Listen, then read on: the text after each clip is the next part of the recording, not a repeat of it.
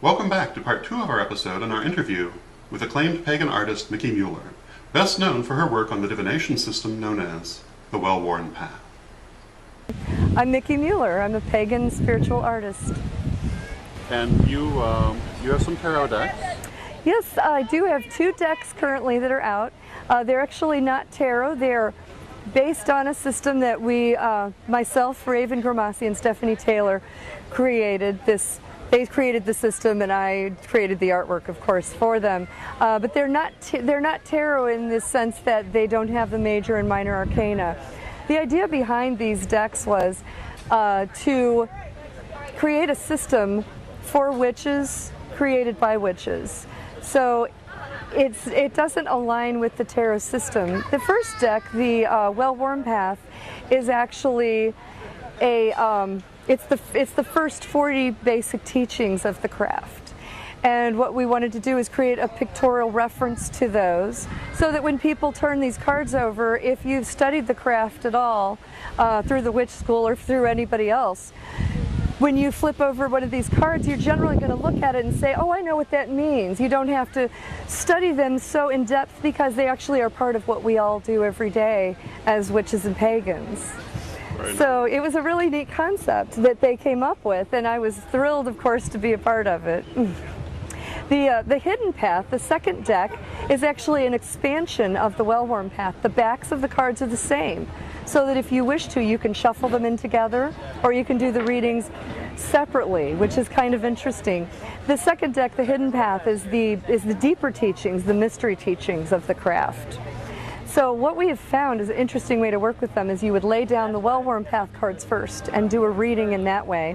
And then you take out your Hidden Path cards and lay them over the top. And it's very interesting because the cards tend to communicate between the 2 decks very well. It's a very, very neat way to work with them, which we actually just stumbled upon. It wasn't planned, but it works. Very good. You wanted to talk a little bit about your artwork? Yes. I've been doing pagan spiritual art for years. I started off small, and actually started off selling it here at Pagan Picnic years ago with a friend of ours who had a booth here. And it's kind of neat to see how it's all transpired, because when I first started, of course, I think I showed up here at Pagan Picnic with 4 or 5 prints, one of them being the Triple Goddess, which is one of my more well-known prints. And as I'm here this year at Pagan Picnic, I now have, I don't even know how many pieces I have. I've got so many. The Triple Goddess, which is one of the first ones that I brought out here at the Pagan Picnic, has now been published in a textbook in Norway this year, which is quite exciting. It's really neat. It's a book about, it's a textbook for 10th grade students in Norway about spirituality and ethics. So I was very excited to be a part of that. The Triple Goddess print is actually getting ready to retire. I now have jewelry that's designed with the Triple Goddess on it as well. So it's just exciting to see how it's kind of moved forward and really kind of taken on a life of its own. My goodness, yeah, definitely. And then I'm also really excited because I actually have just been contracted by LWL to do a 3rd deck, which I'm writing and illustrating myself. So I'm very excited about that. Thank you. I can't talk a lot about the project, but what I can say is that it is Celtic in nature, and we're hoping that it will be out around 2010. So wonderful. Very exciting project. You've been coming to the picnic for a while now. Yes.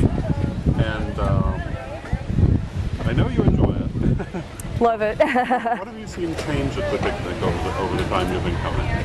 Well, one of the things I think that has changed is the way, and everybody kind of notices this, the way the booths are set up actually has changed quite a bit. Back in previous years, we first started, you could actually set your booth up completely on the grass. But there was some concern because of the damage done by kind of trampling around on it, and the park was concerned. So we now actually are setting up more in the street. The thing is, it's harder for the cars to get through when they're loading and unloading.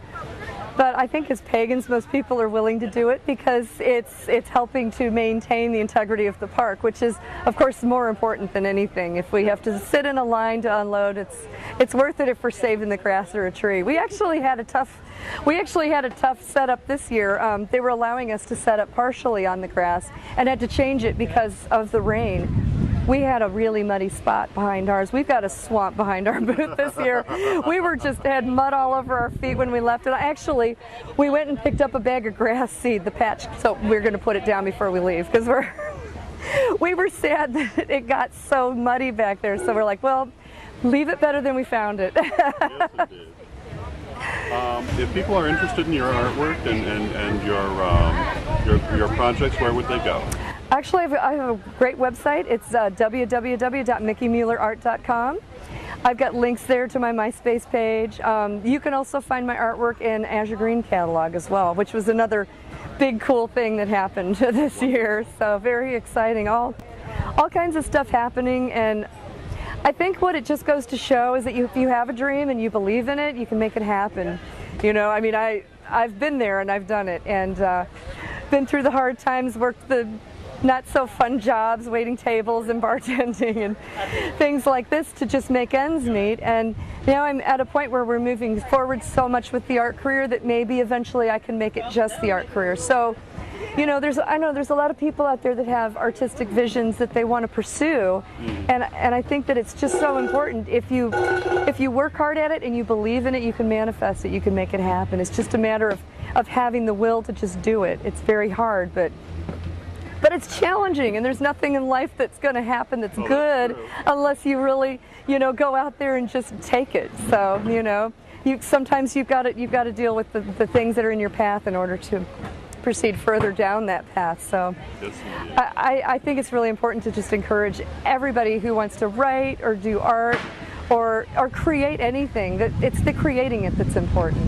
More important than what actually comes out of it, but the actual creating it that's important, and believing in yourself and following your dreams.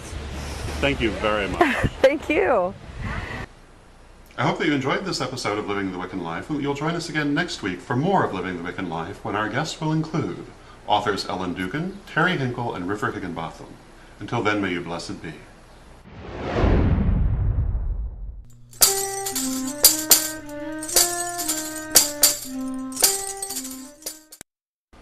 Oberonzel, Reverend Don Lewis, you knew sooner or later we'd do something like this, and this year's the year. So come on out to the St. Louis Pagan Picnic June 13th and 14th at Tower Grove Park in St. Louis, and watch as Grey School and Witch School go head-to-head in the world's first Witches and Wizards tournament. It'll be a great time, so come join in the fun. We'll see you there. This October, the world of pagan voices comes together in one global gathering, the Pagan World Congress. 5 days, over 100 hours, speakers, rituals, music, and town halls streamed across the world. Join the conversation, shape the future, be part of history. The Pagan World Congress, October 9th through 13th, 2025. Online at paganworld.co.